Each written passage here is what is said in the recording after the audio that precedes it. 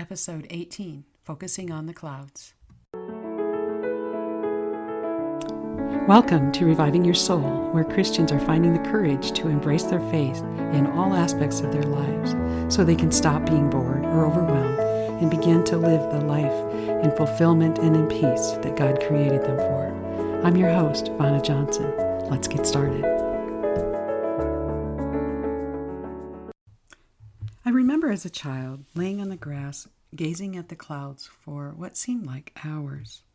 I apparently had learned about heaven in Sunday school, and I could lay there imagining God and the angels going about their daily business. I don't recall the details of where my daydreams went as I watched the clouds roll by, but I do distinctly remember watching to see if I could catch a glimpse of God up there. As the years went by, I got too busy to watch the clouds. In fact, I kind of forgot all about that pastime, even though I still always love a sky full of fluffy white clouds, or a big thunderhead, or dark stormy clouds. Yes, I pretty much like any kind of clouds, especially if they are pink, purple, or orange at sunrise or sunset. When was the last time you took time to just watch the clouds? Have you allowed yourself to just dream about life lately? I hope the answer is yes. If not, why haven't you? Are you too busy? Is it possible your day just doesn't allow you to take in those, quote, meaningless activities? I get it. I've had days like that too.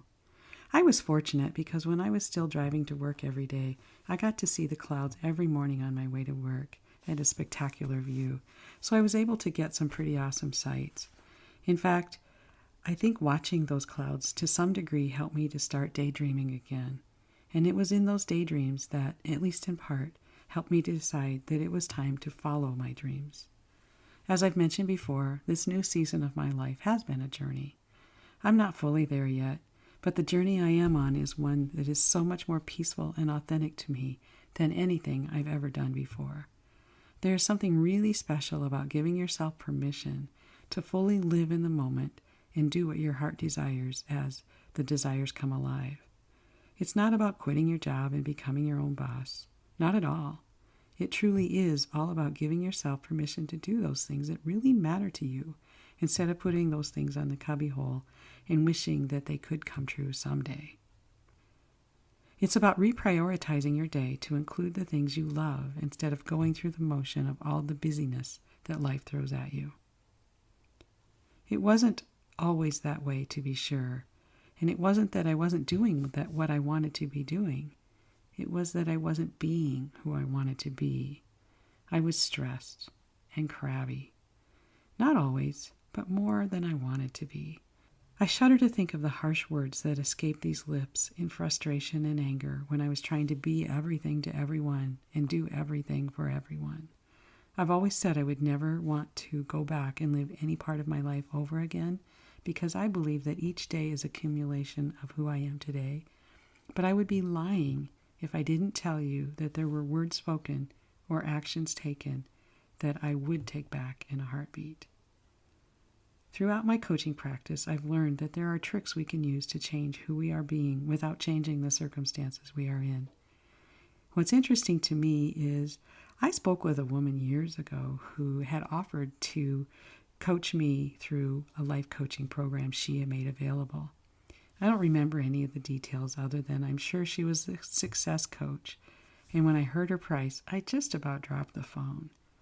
She encouraged me to speak with my employer about them paying for the program for me. I did. They didn't. Truly, that could be one of my few regrets in life. Why didn't I find a way to pay for that program myself? Truly, at the time it seemed so evident. We just couldn't afford it. No way, no how. Or could we?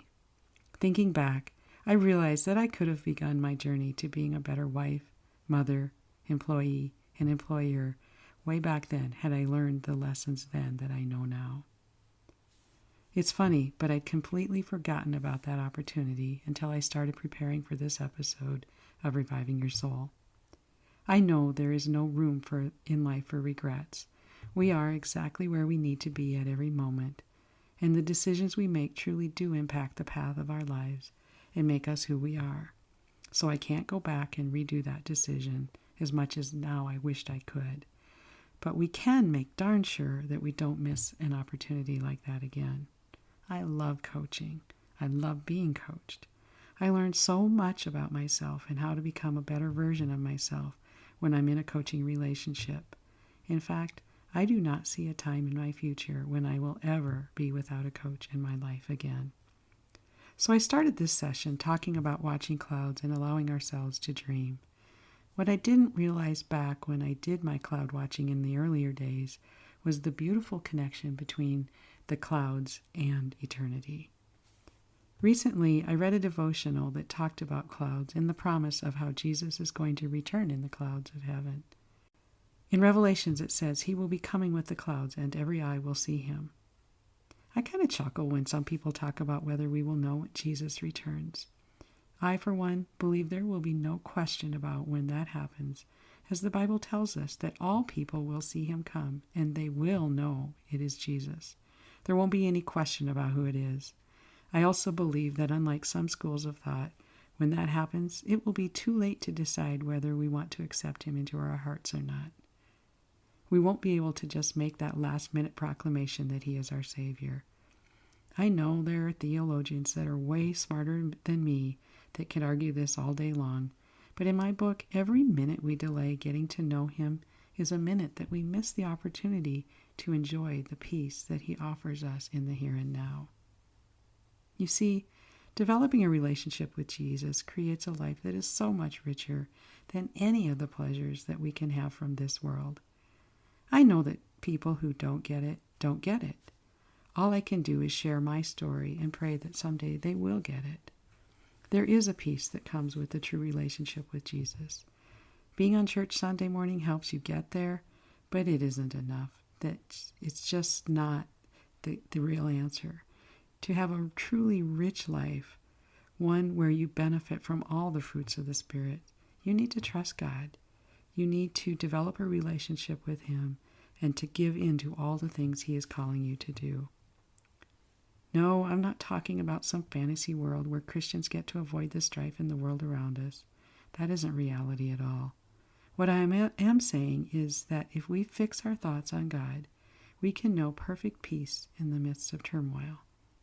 There is no way to explain to an unbeliever how safe and secure it feels when we rest in his will, which truly can be found by reading his word. When we are supported by God's unchanging love and his mighty power, it's like being in a storm shelter as the storms of life swirl around us. If you've been following my journey, you know that it hasn't always been easy. In fact, some days it's downright discouraging. But that is what faith is all about. Believing in what you cannot see, and knowing God is with us when there is no evidence to prove you are right. I'm certainly not trying to compare the little rain showers in my life with the true storms that people all around the world are facing. I haven't survived a hurricane. I haven't had a significant health challenge.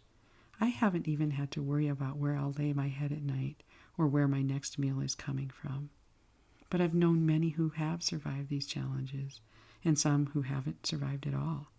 I can honestly say that the ones who know this peace that passes all understanding can deal with the stress and uncertainty in an entirely different way than those who don't. So how about you? When was the last time you allowed yourself time to gaze at the clouds and dream about life? Do you worry and fret about the things that are beyond your control? What if the next time things just seem to be too big to handle, you simply gazed into those clouds and asked God to take this one on for you? What if you allowed yourself to, instead of dreaming about what life could be, you said yes to God and started living those dreams? God really would like nothing more than to help you with whatever it is that you are focused on if you aren't focused on him instead.